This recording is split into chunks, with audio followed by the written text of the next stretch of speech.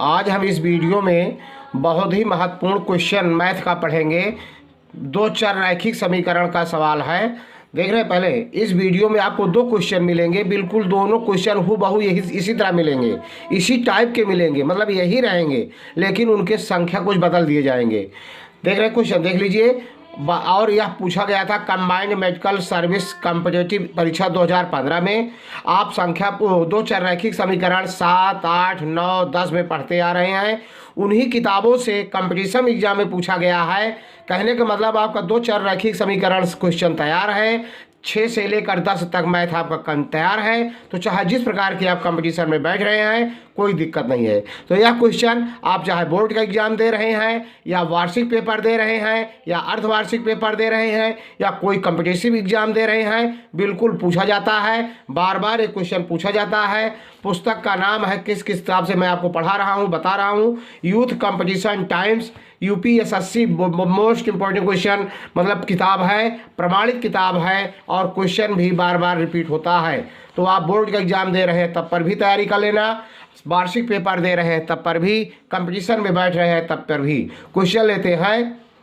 किसी बाड़े में कुछ खरगोश व कबूतर रखे गए हैं, जिनकी पैरों की संख्या कुल 224 है, जबकि सिरों की संख्या 90 है। बताइए कि इस बाड़े में रखे गए कबूतरों की संख्या है। तो इनका हल देख लीजिए कैसे हल किए हैं, लेकिन हम अपने ढंग से हल कैसे किए हैं पहले इनका समझा दे रहे हैं। उसके बाद दोनों क्वेश्चन को हम अपने ढंग से समझाएंगे कैसे मैंने हल किया है। माना कबूतरों की संख्या x है, खरगोशों की संख्या 90 ऋण x इन्होंने किया। क्यों 90 कहाँ है? इन्होंने कहा कि देखिए, जबकि सिरों की संख्या 90 है, तो सिर सभी के एक एक होते हैं, तो सिरों की संख्या 90 है, तो इनका कब खरगोशों की संख्या घटा देंगे तो ये आपको पता हो जाएगा। देख रहे हैं ना। अब प्रश्नानुसार कुल पैरों की संख्या कैसे निकाले इन्होंने? एक खरगोश के 4 पैर होते हैं, तो जितना खरगोश की संख्या है उनमें 4 से गुणा कर दिए हैं। धन 2 कबूतरों की संख्या, कबूतर के 2 पैर होते हैं, तो जितने कबूतर हैं उनमें 2 से गुणा कर दिया गया। अब देख रहे हैं प्रश्नानुसार, मतलब 4 गुणे 90 ऋण x, 90 ऋण x क्या है? खरगोशों की संख्या, और धन 2 गुणे x माना गया था कबूतरों की संख्या x, तो 2 गुणे x हो गया। अब बराबर 424 पैर हैं। इसी को हल कर लिया गया समीकरण को। 4 9 36 360 ऋण 4x धन 2x बराबर 224। अब हल किया गया, 4x में से 2x घटाएंगे तो आप 2x आएगा, और 360 पक्षांतर कर लिया गया, ऋण 224 इधर हो गया, तो बराबर घटा देंगे तो 68 आ जाएगा। 360 ऋण 224 घटाएंगे तो 68 आएगा, और 2x जो है यहाँ पर नहीं, 360 में 224 घटाएंगे तो 136 आएगा, बराबर 2x, तो x बराबर 2 से भाग हो जाएगा, तो आ जाएगा कितना? 68। कबूतरों की संख्या कितना? 68 हुआ। लेकिन अब देखिए इन्होंने किससे लगा दिया? एक चर रैखिक समीकरण से इसको हल किए हैं। लेकिन मैं इसको दो चर रैखिक समीकरण से कैसे हल किया हूँ, अब देखिए। सवाल आपको पूरा दिखाई दे रहा है, देख रहे हैं ना, पूरा आप देख रहे हैं।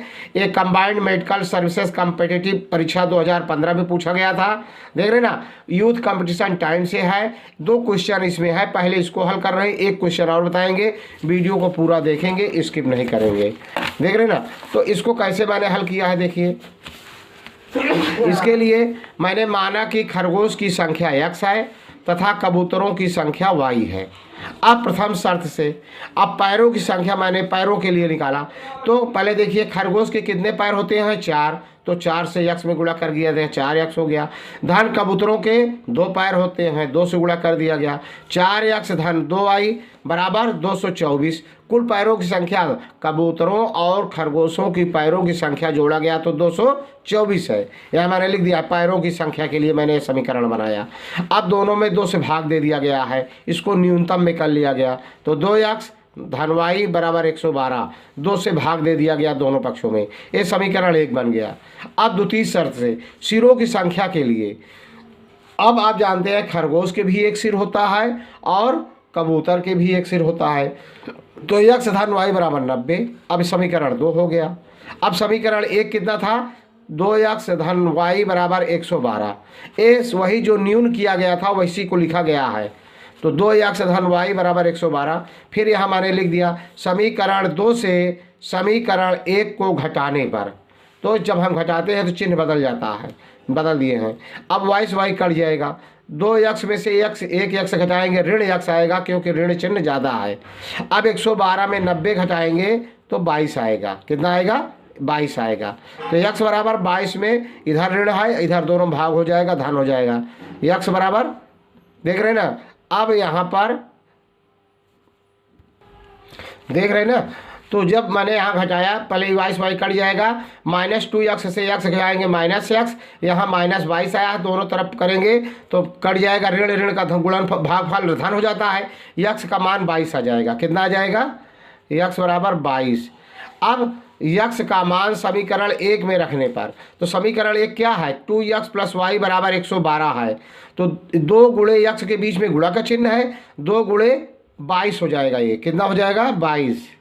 2 गुणे 22 धन y बराबर 112, तो 22 दूना 44, 44 धन y बराबर 112, तो y बराबर 112 ऋण 44, 44 घटाएंगे तो 68 आ जाएगा। देख रहे ना, तो 68 ये y का मान आया। तो y हमने क्या माना है? कबूतरों की संख्या। कबूतरों की संख्या कितनी थी? 68 थी। देख रहे ना, और यहाँ भी विकल्प देख लीजिए क्या दिया गया, कौन सा विकल्प सही इन्होंने बताया है। देख लीजिए यहाँ पर कौन सा विकल्प सही बताया है, कबूतरों की संख्या 68, और सी विकल्प सही है, सी विकल्प सही है। देख रहे हैं ना, बिल्कुल आपके समझ में आ गया। एक क्वेश्चन इसी तरह और लेते हैं, बिल्कुल दूसरा क्वेश्चन हम लेते हैं। देख रहे हैं ना, एक आपको दिखाई दे रहा है एक क्वेश्चन। एक चिड़ियाघर में खरगोश और कबूतर हैं। यदि सिरों को गिना जाए तो 200 है, और यदि टांगों को गिना जाए तो 580 है कबूतरों की संख्या। केवल डिजिट बदल दिया गया है, सिरों का और पैरों का, बाकी क्वेश्चन इसी तरह लगेगा। ये जूनियर इंजीनियर आबली तकनीकी भर्ती परीक्षा 2016 में पूछा गया था। अब इसका हल देख लीजिए। माना कबूतरों की संख्या x है तथा खरगोशों की संख्या y है, तो सिरों की संख्या x धन y, क्योंकि सभी के सिर एक होते हैं, तो x धन y बराबर 200। ठीक, अब समीकरण 1 बनाइए। देख रहे हैं ना, अब एक क्या किए, समीकरण 1 में 2 से गुणा कर लिए हैं, तो 2x धन 2y बराबर 400 करके बना लिए एक समीकरण।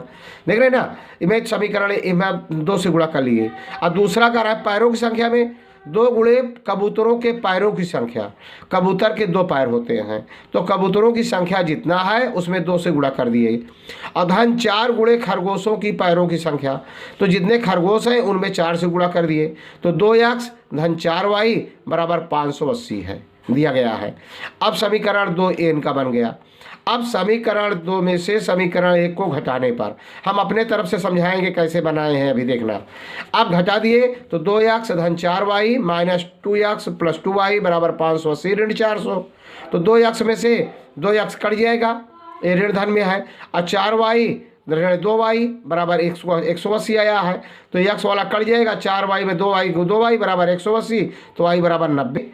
y का मान समीकरण 1 में रखने पर 2x धन 2 गुणे 90 बराबर 400, तो 2x 90 दूना 180, उधर जाएगा ऋण 180 हो जाएगा 400 से, तो 220, तो x बराबर 2x बराबर 220, तो x बराबर 110। अब देखिए हमने कैसे हल कर दिया है।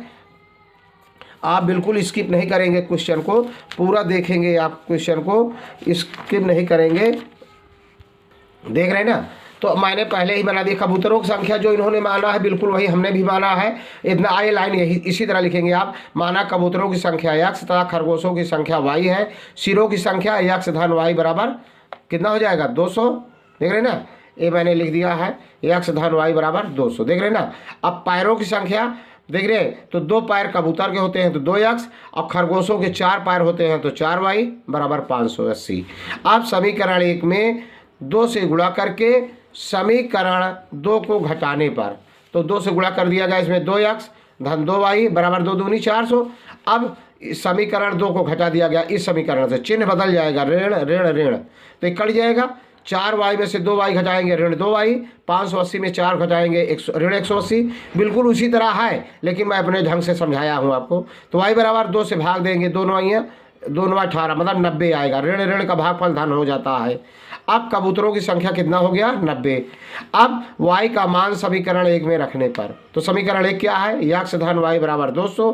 तो यक्स का मान 90 आया है, y का मान 90 आया है, तो यक्स धन y की जगह पर 90 बराबर 200। तो यक्स बराबर 200 ऋण 90 बराबर 110। खरगोशों की संख्या कितना है 110। देख रहे ये 2 चर रेखीय समीकरण है। पहला वाला भी आपको 2 चर रेखीय समीकरण दिखाया गया, इसको भी 2 चर रेखीय समीकरण से हल किया गया। आपको दिखाई दे रहा है पूरा वीडियो, देख रहे ना। बिल्कुल वीडियो आपको अच्छा लगा हो तो लाइक सब्सक्राइब शेयर करना।